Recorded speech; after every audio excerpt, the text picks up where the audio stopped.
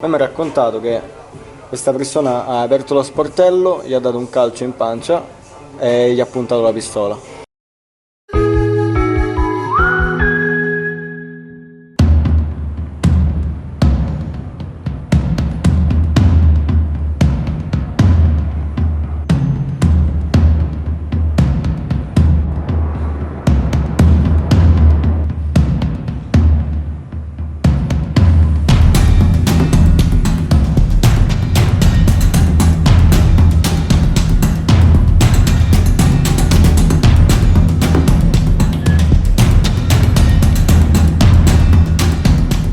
Ho assistito al poliziotto in borghese che sparava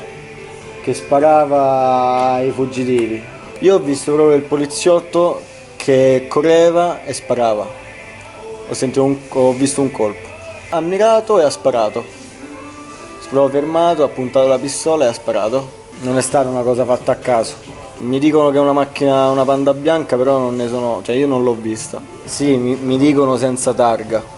Prima di questo avevate sentito altri spari?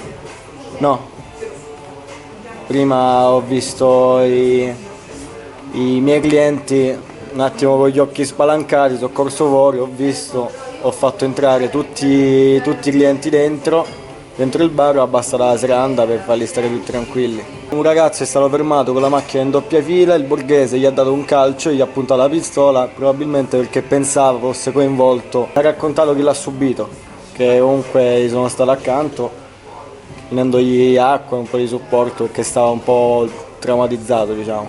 Che è stato fermato? Com'è stata la dinamica? Come ti ha raccontato questo? A me mi ha raccontato che questa persona ha aperto lo sportello, gli ha dato un calcio in pancia e gli ha puntato la pistola.